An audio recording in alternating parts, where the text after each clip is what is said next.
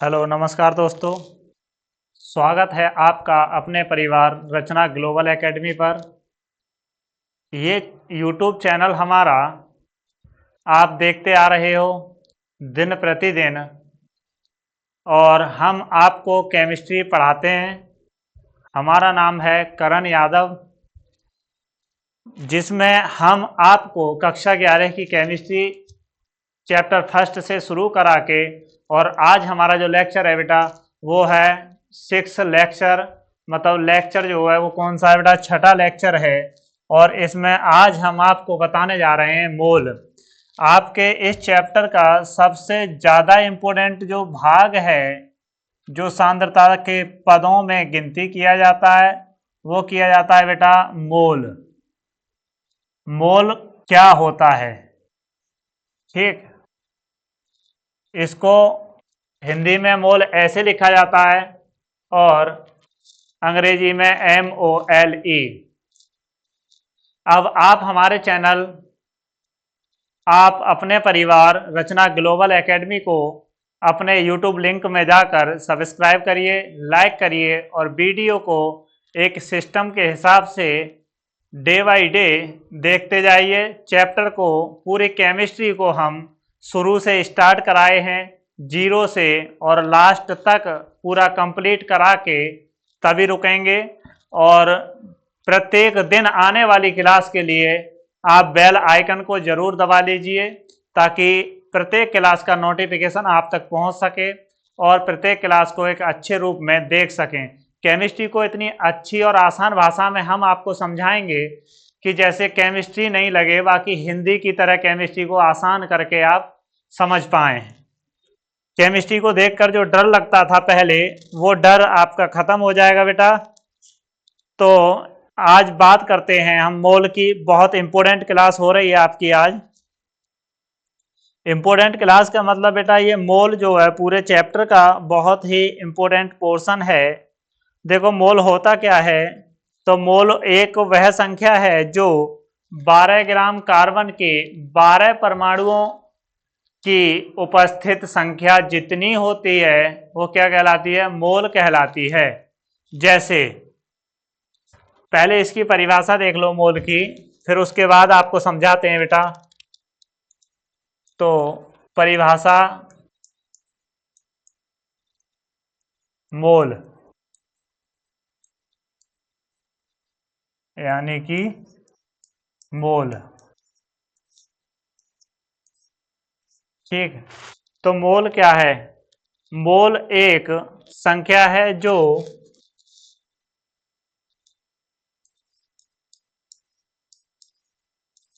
मोल एक संख्या है जो कार्बन, और कार्बन के कितने परमाणु बेटा, 12 ग्राम, 12 ग्राम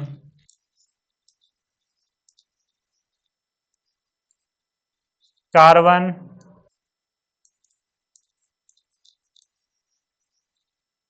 में कितने, इसका एटॉमिक द्रव्यमान कितना होता है बेटा, परमाणु द्रव्यमान जो होता है वो 12 होता है। में उपस्थित परमाणुओं की संख्या के, कार्बन 12 में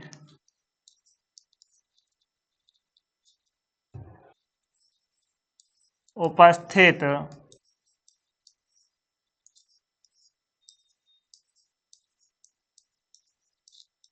परमाणुओं की संख्या के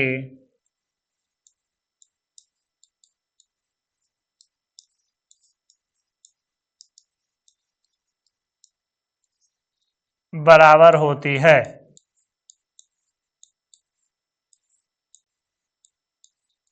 क्या कहलाती है बेटा, मोल कहलाती है। ओके,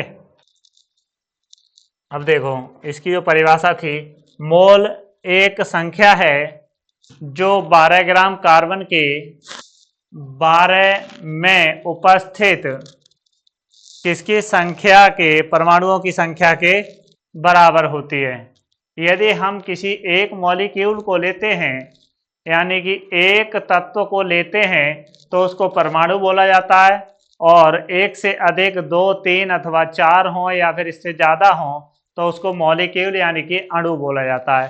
बस इतना याद रखना है इसको कि किसको अणु और किसको परमाणु बोला जाता है। अब देखो बात करते हैं बेटा हम, जैसे हमने बताया कि एक दर्जन का मतलब होता है 12। ठीक, तो 12 जो होते हैं वो कितने होते हैं? एक दर्जन।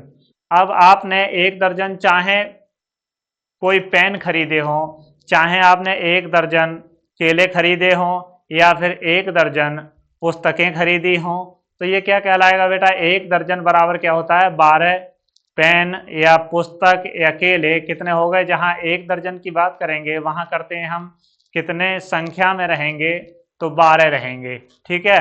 अब जैसे एक दर्जन, एक दर्जन बराबर क्या बताया था बेटा? 12। ठीक, इतना याद रखना है, एक दर्जन बराबर 12 होते हैं। अब देखो बात करते हैं हम एक दर्जन पेन। मान लो हमने एक दर्जन पेन लिए, तो बेटा कितने पेन हो गए? ये 12 पेन। अब एक दर्जन केले लिए, एक दर्जन क्या लिए बेटे? केले लिए, तो इसको हम क्या बोलेंगे बेटा? 12 केले।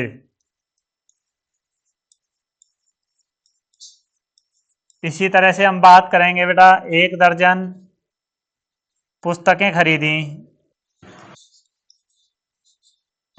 एक दर्जन पुस्तकें ली, तो कितनी ली बेटा? 12 पुस्तकें खरीदी। ठीक, 12 पुस्तक। इसी तरह से हम जब दर्जन की बात करेंगे, चाहे पेन लो, चाहे केले लो, और चाहे जो भी ले लो, एक दर्जन जब लोगे तो क्या लोगे बेटा? 12। अब देखो बात करते हैं इसके बाद हम, जो मोल होता है तो वो मोल की वैल्यू कितनी होती है? एक मोल बराबर होता है बेटा, क्या होता है? 6.022 इंटू 10 की पावर 23।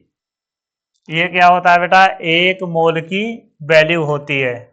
बस इतना याद रखना है कि एक मोल बराबर कितना होता है? तो 6.022 10 की पावर 23। और ये 23 बेटा किसके बराबर होती है?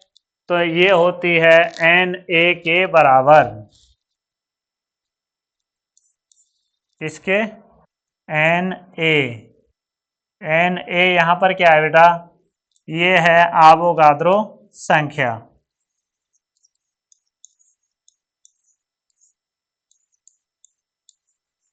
Avogadro number.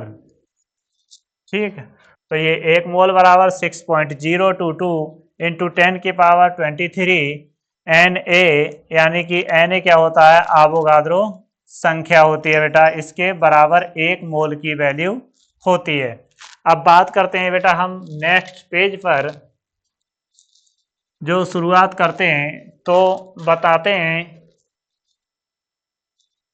अब देखो एक मोल पेन खरीदे मानो, अब केमिस्ट्री में जब आते हैं तो एक मोल पेन, क्या लिए?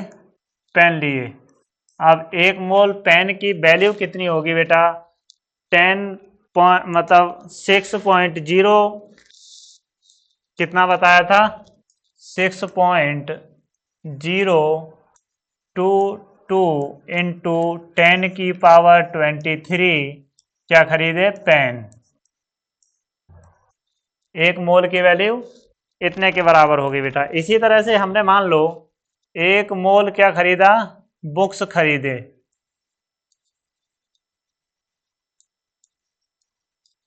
एक मोल बुक्स बराबर कितना हो गया? देखो 6.02। ये वाला 2 लिखो या मत लिखो, कोई फर्क नहीं पड़ता इससे। पॉइंट के बाद 2 अंकों तक बहुत होता है, कोई दिक्कत नहीं है। ठीक है, तो 23 क्या हो गई, बुक्स यानी कि पुस्तकें बेटा। ठीक, अब बात करते हैं बेटा फिर 1 मोल कार्बन की। जब 1 मोल कार्बन की बात करेंगे हम तो क्या आएगा बेटा, 1 मोल कार्बन। ठीक है, कार्बन को C से रिप्रेजेंट करते हैं। 1 मोल कार्बन बराबर कितना हो गया, 6.02 इंटू 10⁻23 क्या, कार्बन एटम या फिर परमाणु। एटम को क्या बोला जाता है, एटम्स या फिर परमाणु। ओके, अब बात करते हैं बेटा 1 मोल हाइड्रोजन। अब देखो 1 मोल हाइड्रोजन, और हाइड्रोजन को किससे रिप्रेजेंट करते हैं बेटा, H से रिप्रेजेंट करते हैं, यानी कि तत्व है। और इसकी वैल्यू क्या हो जाएगी, हाइड्रोजन की जो वैल्यू हो जाएगी बेटा वो हो जाएगी हाइड्रोजन के, ठीक है ये H2 है, हाइड्रोजन कितने परमाणु, 2 परमाणु। तो 6.02 इंटू 10⁻23 किसके, हाइड्रोजन के परमाणु।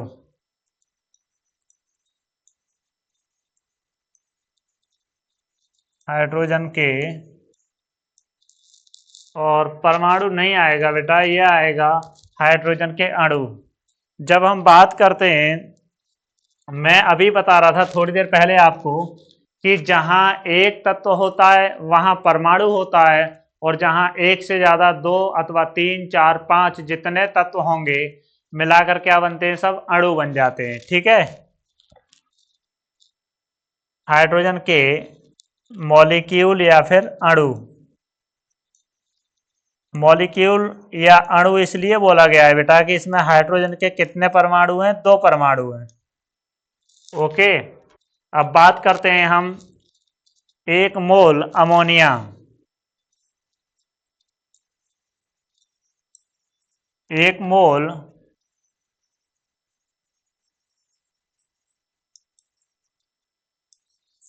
अमोनिया मतलब NH3,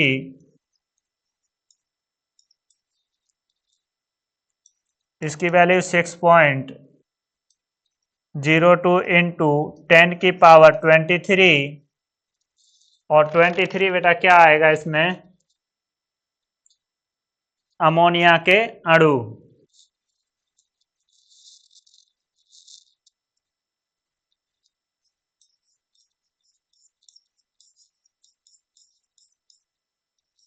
अमोनिया के अणु यानी कि मॉलिक्यूल्स। अब देखो इसमें क्या है, मतलब नाइट्रोजन तो एक है और हाइड्रोजन के 3 परमाणु हैं, इसलिए इसको क्या बोल दिया बेटा, अणु बोल दिया, मॉलिक्यूल्स बोल दिया। अब बात करते हैं हम मोलों की संख्या किस तरह से निकालेंगे, इसको नोट कर लो। ठीक है,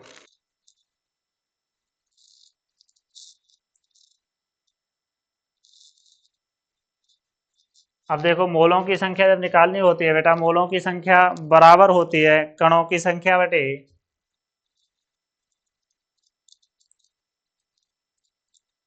कैसे पता करें कि कितने मोल हैं, मोलों की संख्या बराबर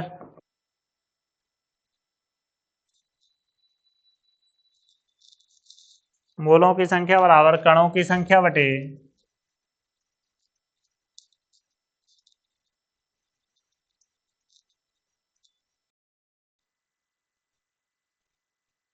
कणों की संख्या बटे 6.02 इंटू 10⁻23,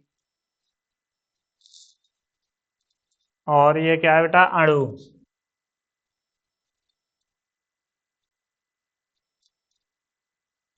तो इससे हम क्या पता कर लेते हैं बेटा, मोलों की संख्या का पता कर लेते हैं। ये फॉर्मूला है आपका। यदि आपको मोलों की संख्या नहीं पता है तो मोलों की संख्या पता करने के लिए फॉर्मूला लगाएंगे, मोलों की संख्या बराबर कणों की संख्या बटे मोल, एक मोल का जो मान होता है क्या होता है बेटा 6.02 इंटू 10⁻23 अणु। इस तरह से मोलों की संख्या निकाल लेते हैं। अब बात करते हैं बेटा एक मोल परमाणु। एक मोल परमाणु क्या होता है? एक मोल परमाणु, पढ़ते रहिए बहुत मन लगा के अच्छे से, ताकि आपको न्यूमेरिकल वगैरह करने में कोई भी प्रॉब्लम ना हो। एक मोल परमाणु बराबर क्या होता है बेटा? 1 ग्राम परमाणु। 1 ग्राम परमाणु के बराबर होता है।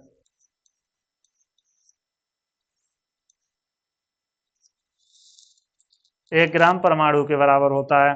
और ये बराबर क्या होता है बेटा? ग्राम परमाणु भार के। ये बराबर होता है ग्राम परमाणु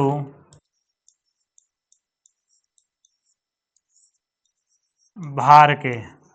और ग्राम परमाणु भार कितना होता है बेटा? 6.02 इंटू 10⁻23। और ये क्या आता है बेटा? ये आता है परमाणु। ठीक है,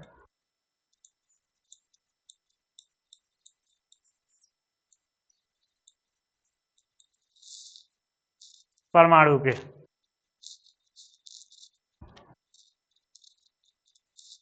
ये फर्स्ट पॉइंट था बेटा। अब सेकंड पॉइंट की बात करते हैं हम। तो सेकंड पॉइंट में क्या निकालेंगे? एक मोल अणु यानी कि मॉलिक्यूल। एक मोल, यहाँ क्या निकाला था? परमाणु। और यहाँ निकालेंगे अणु। तो एक मोल अणु बराबर किसके होता है बेटा? एक मोल अणु बराबर होता है 1 ग्राम अणु के। 1 ग्राम अणु के बराबर होता है। और 1 ग्राम अणु बराबर किसके होता है बेटा? ग्राम अणुभार के बराबर होता है।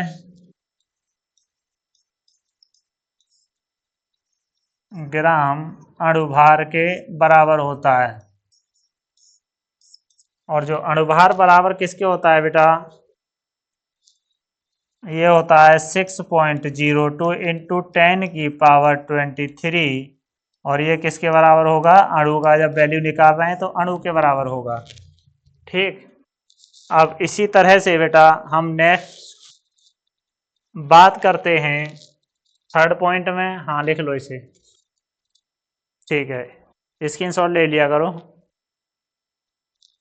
ठीक।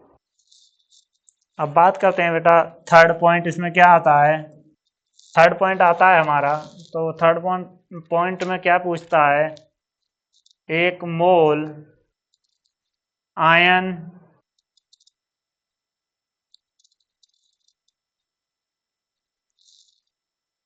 एक मोल आयन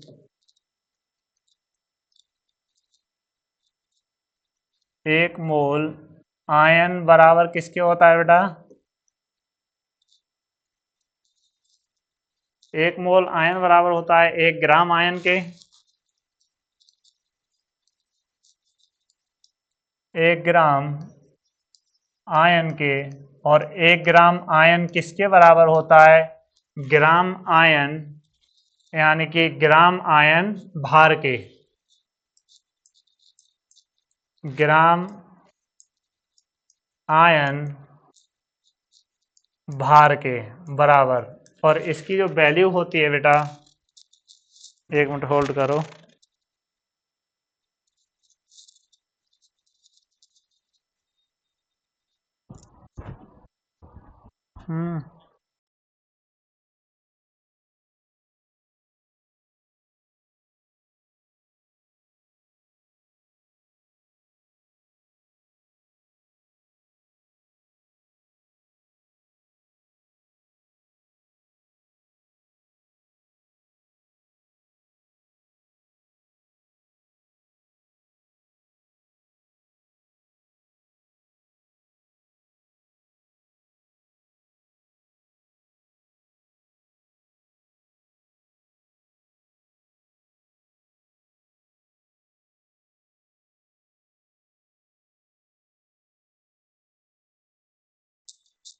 देखो आवाज़ आ रही मेरी अब?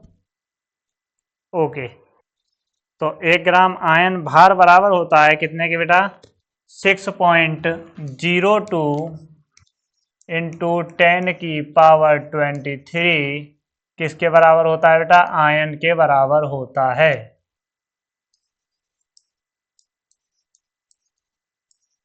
ओके, अब बात करते हैं हम फोर्थ फॉर्मूला क्या कहता है हमारा। वो कहता है बेटा, जो पूछा जाता है, एक मोल कण, एक मोल कण बराबर होता है किसके बेटा?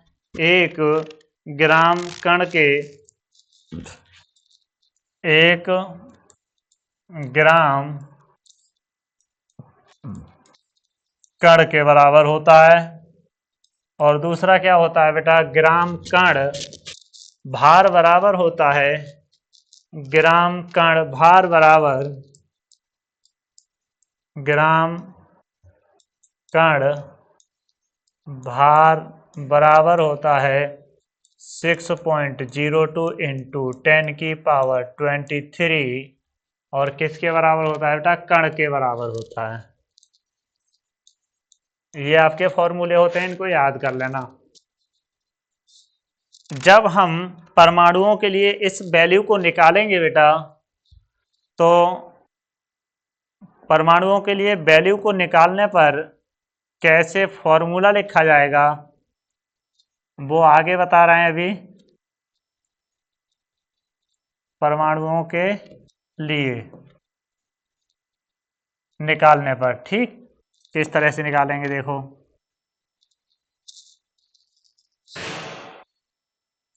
मोलों की संख्या बराबर होता है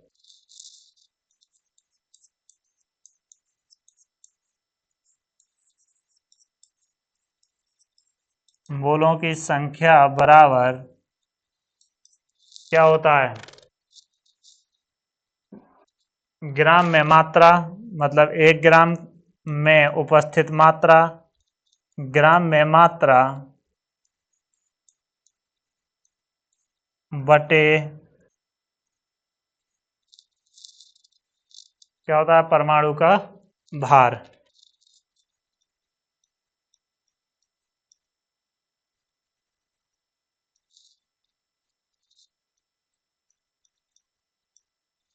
ठीक है, परमाणु का भार। इस तरह से मोलों की संख्या निकाली जाती है।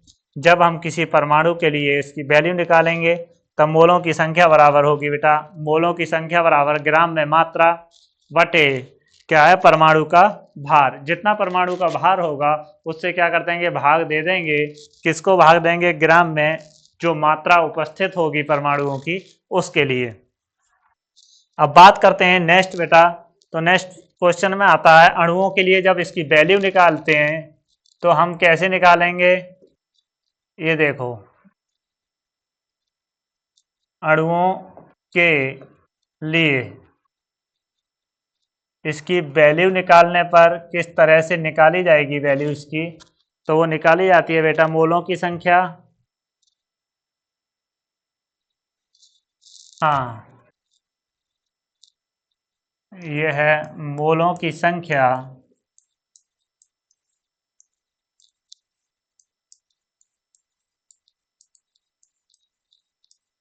देखो, मोलों की संख्या बराबर ग्राम में मात्रा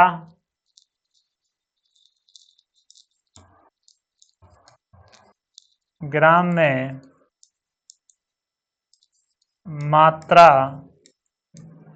बटे अणु का क्या निकालते हैं बेटा? अणु भार। तो जितना अणु भार होगा तत्वों का उतने से क्या कर देंगे? भाग दे देंगे। तो क्या आ जाएगा हमारा? मोलों की संख्या। जब आयनों के लिए निकालना हो तो बेटा आयनों के लिए किस तरह से निकालेंगे?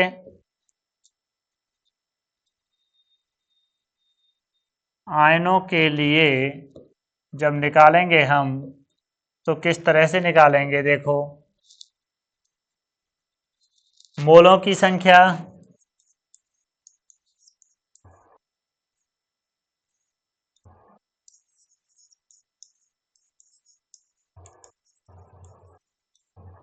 मोलों की संख्या बराबर ग्राम में मात्रा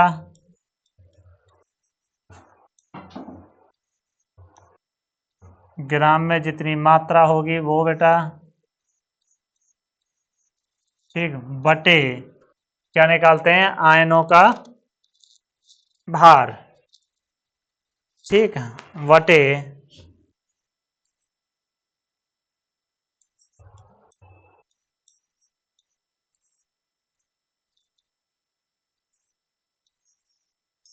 आयन का कितना भार है उससे क्या करते हैं बेटा, भाग कर देते हैं, तो निकल जाती है आयनों का भार, मतलब वजन, उससे क्या कर देंगे, भाग दे देंगे, तो क्या निकल आएगी, मोलों की संख्या। जब आयनों के लिए पूछा जाएगा तो मोलों की संख्या बराबर होगी ग्राम में मात्रा बटे आयनों का भार, और जब पूछेगा अणुओं के लिए तो मोलों की संख्या बराबर ग्राम में मात्रा बटे अणु भार। इस तरह से निकाला जाता है। अब नेक्स्ट बात करते हैं बेटा, इस तरह से आपको तैयार करा रहे हैं हम कि आगे आज जब 12th में प्रवेश लोगे तो तुम्हें कोई भी प्रॉब्लम सामना ना करना पड़े, कोई परेशानी का सामना ना करना पड़े, उसके लिए। अब देखो बात करते हैं हम परमाणु द्रव्यमान की, ठीक है, परमाणु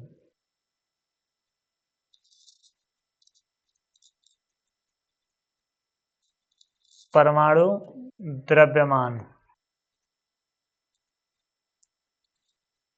इसके लिए किस तरह से निकाला जाएगा, तो इसके लिए समझ लो बेटा, ठीक है। परमाणु का जब द्रव्यमान निकालना हो तो किस फॉर्मूले को यूज करेंगे और कैसे हम बताएंगे। देखो सबसे पहले ये देखो कि यह होता है बेटा हमारा न्यूक्लियस, न्यूक्लियस में उपस्थित होता है प्रोटॉन, और प्रोटॉन पर कैसा चार्ज होता है, पॉजिटिव चार्ज। और क्या होता है, न्यूट्रॉन, न्यूट्रॉन पर कैसा आवेश होता है, जीरो होता है बेटा। और बाहर उपस्थित होती है इसकी कक्षा, और कक्षा में क्या उपस्थित होता है बेटा, इलेक्ट्रॉन होता है।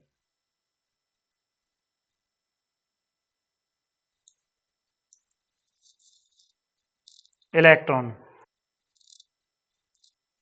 तो बारिश आ गई है, पानी नीचे आ गई, देखो अगर बच जाए तो पानी तेज कर रही हो इधर दोबारा देखो।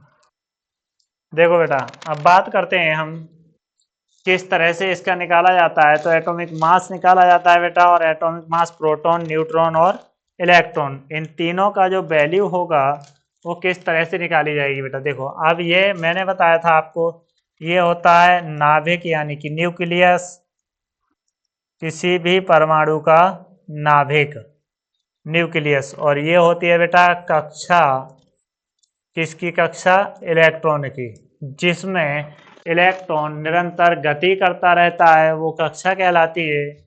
और इसको जब हम सॉल्व करते हैं बेटा तो मास निकाला जाता है, पहले प्रोटॉन का निकालते हैं, फिर क्या क्या चीज़ें उपस्थित होती हैं बेटा, फिर न्यूट्रॉन होता है, और फिर मास जो होता है बेटा किसका होता है, इलेक्ट्रॉन का होता है। और ये मास जो होता है बेटा वो कैसा रहता है, नगण्य रहता है, यानी कि कांस्टेंट रहता है।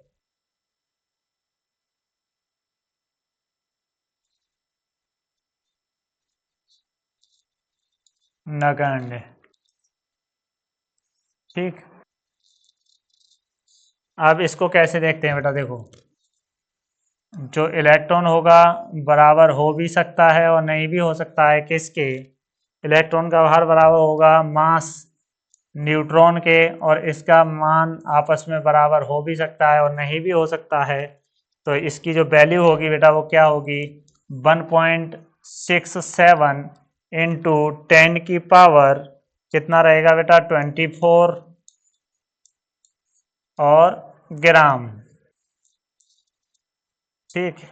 इस तरह से एम ई इजुकल टू होता है बेटा 9.1 इंटू 10 की पावर -31 इसकी वैल्यू होती है।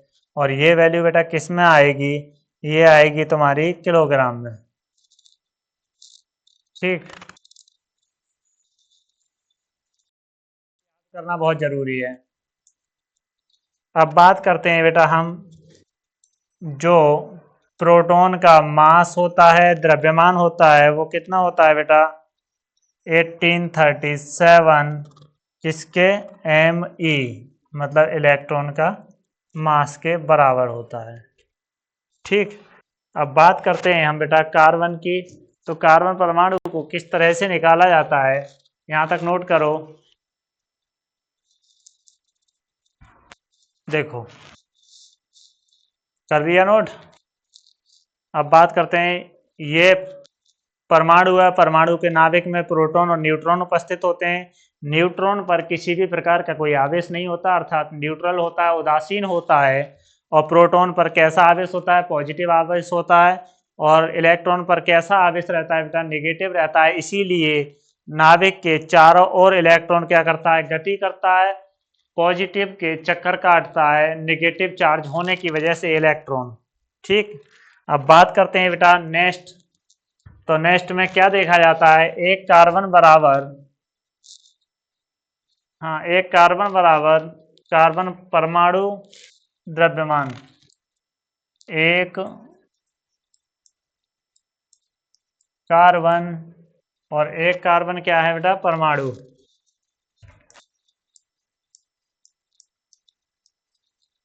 एक कार्बन परमाणु बराबर क्या होता है? ये होता है कार्बन का परमाणु द्रव्यमान।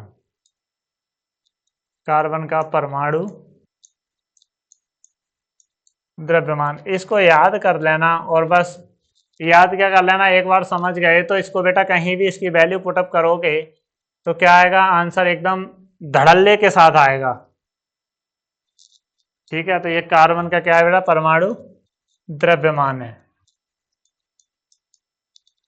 नो टेंशन, सॉल्व करते जाइए। अब देखो कार्बन,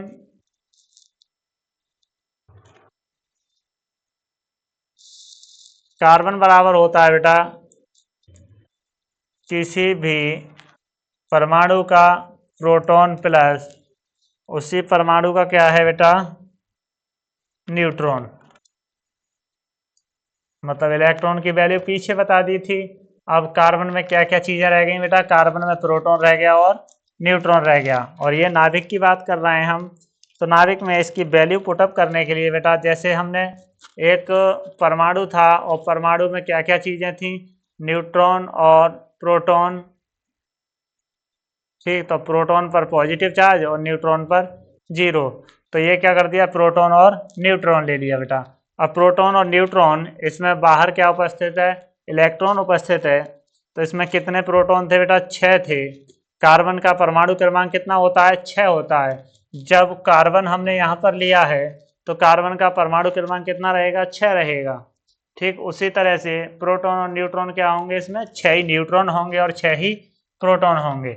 इसलिए क्या करते हैं बेटा? देखो, 6 इंटू 10 की पावर क्या रहेगा? 6 इंटू 1.67 इंटू 10 की पावर कितना बताया था?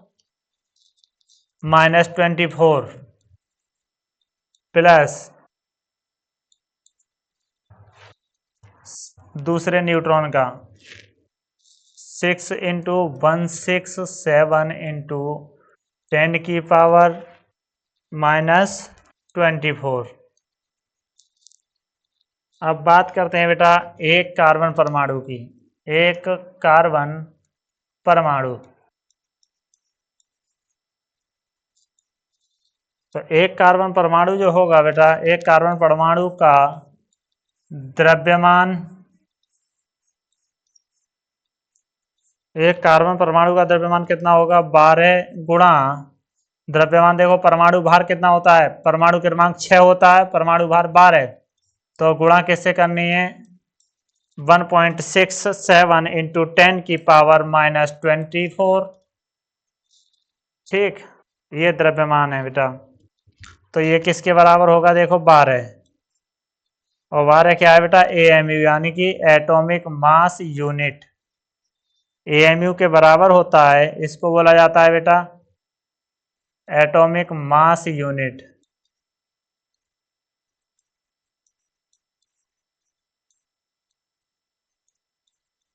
ओके, ये होता है 12 AMU। हाँ, कर लो इसे।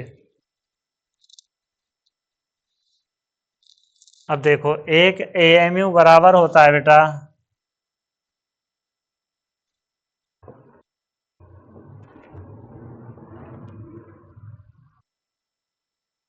एक AMU बराबर होता है किसके? 1 AMU बराबर होगा 1.67 इंटू 10⁻⁻24 ग्राम के। ठीक है, ये इसकी वैल्यू होती है। अब इसे सॉल्व करो और देखो आगे। अब नेक्स्ट पेज पर चलते हैं बेटा। तो नेक्स्ट पेज पर क्या निकाला जाता है? इसकी परिभाषा से जब हम पता करते हैं, 1 AMU बराबर होता है, परिभाषा क्या कहती है? परिभाषा कहती है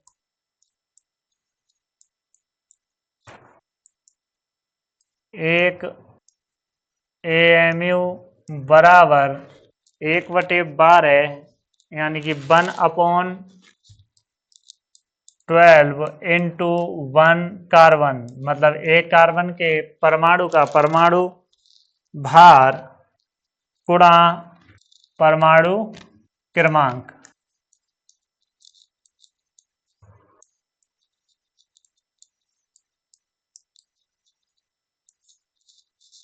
परमाणु क्रमांक होता है बेटा। और परमाणु क्रमांक यहाँ नहीं होता है, परमाणु द्रव्यमान। ये इसकी परिभाषा कहती है बेटा कार्बन की। जब हम निकालते हैं इसके लिए, तो एक कार्बन परमाणु का द्रव्यमान, एक कार्बन परमाणु का द्रव्यमान, एक कार्बन परमाणु का द्रव्यमान बराबर होता है बेटा 12 AMU। 12 AMU बराबर होता है 12 गुणा 1.67 इंटू 10⁻⁻24 ग्राम। ठीक, अब बात करते हैं बेटा हम। देखो, 6.02 इंटू 10⁻23 कार्बन परमाणुओं का द्रव्यमान बराबर कार्बन परमाणुओं का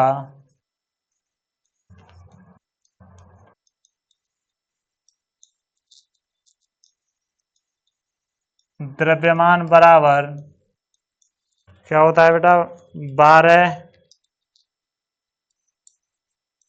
गुणा 1.67 इंटू 10⁻⁻24 और गुणा 6.02 इंटू 10⁻23। ये किसके बराबर होता है बेटा? ग्राम के बराबर। अब बात करते हैं इसी तरह से हम 1 मोल कार्बन की। तो 1 मोल कार्बन निकालने के लिए बेटा क्या करते हैं? 1 मोल कार्बन बराबर होता है 12 गुणा 1 ग्राम। कार्बन का परमाणु भार जो होता है बेटा कितना होता है? 12 होता है। एटॉमिक नंबर 6 होता है और एटॉमिक वेट कितना होता है? 12 होता है। इसलिए 1 मोल कार्बन का निकालने के लिए 12 गुणा 1 ग्राम भार। अब देखो, 1 मोल कार्बन बराबर किसके होगा बेटा? 12। 1 की गुणा 12 में करेंगे तो क्या आएगा? 12 ग्राम के बराबर आएगा बेटा।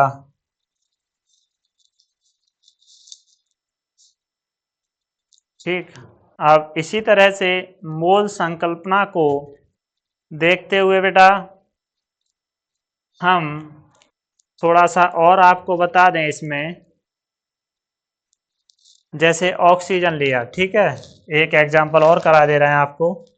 ऑक्सीजन, ये क्या है बेटा, ऑक्सीजन, इसका एटॉमिक नंबर 8 और एटॉमिक वेट कितना है बेटा, 16। इसको क्या बोला जाता है, ऑक्सीजन,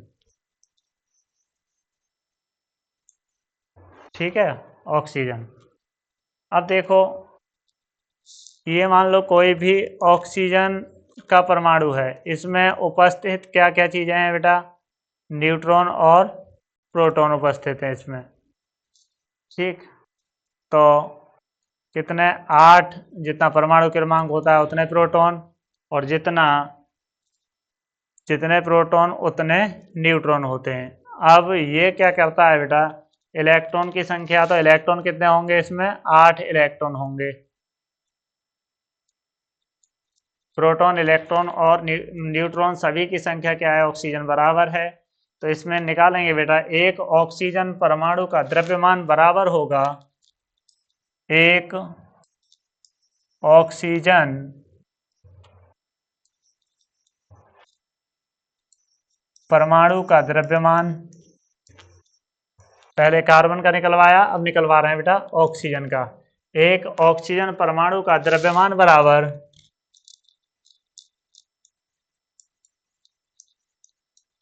किसके बराबर होगा बेटा, ये होगा proton plus mass of neutron की, ये इसके बराबर होगा, ठीक। अब देखो किस तरह से हम निकालते हैं बेटा, एक ऑक्सीजन का परमाणु क्रमांक कितना था बताया बेटा, तो ये बताया था 8 गुणा कितना, 1.67 इंटू 10 की पावर -24, और प्लस दूसरे का, न्यूट्रॉन का, ये वाला न्यूट्रॉन 8 गुणा 1.67 इंटू 10 की पावर 23, और ये किसके बराबर होगा बेटा,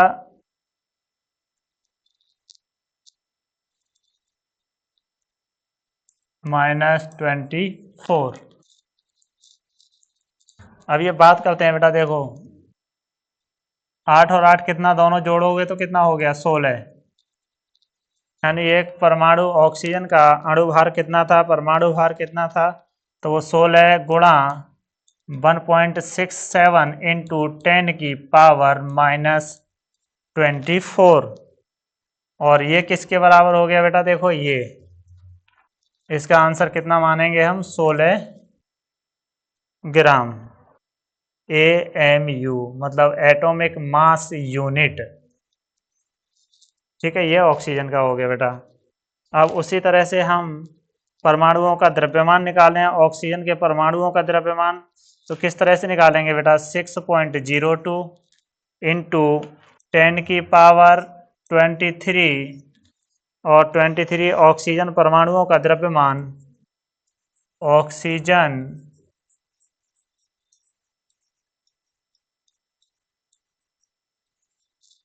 ऑक्सीजन परमाणुओं का द्रव्यमान, द्रव्यमान बराबर क्या हो जाएगा बेटा,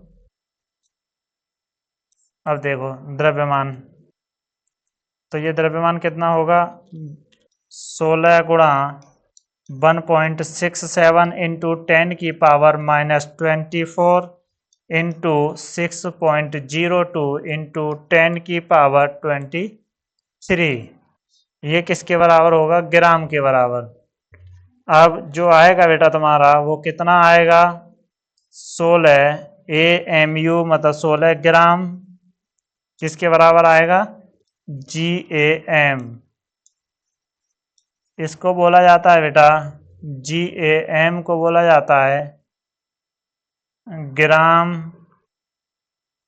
एटॉमिक मास,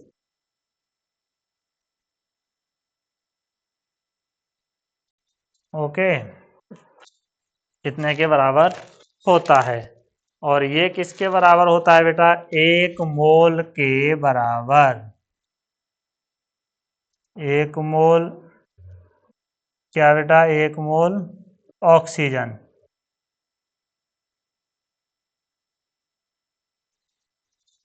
ये इतना आंसर आ गया आपका बेटा। इस तरह से निकाला जाता है। अब हम आपको अगली क्लास लेक्चर 7 में फिर से मोल की संकल्पना को लेकर आएंगे। इसका जो बचा हुआ पार्ट है बेटा वो दूसरी क्लास में कंप्लीट करा दिया जाएगा। आज के लिए बस इतना ही। Thank you for watching video and हमारी वीडियो को लाइक करें, शेयर करें और चैनल को क्या करें बेटा, सब्सक्राइब करें, ताकि आने वाला हर क्लास का नोटिफिकेशन आपको टाइम से मिलता रहे। चैनल को सब्सक्राइब करना मत भूलिए, ठीक है। यदि आपको केमिस्ट्री पढ़नी है, और केमिस्ट्री बेटा किसके, केमिस्ट्री बाय करण सर,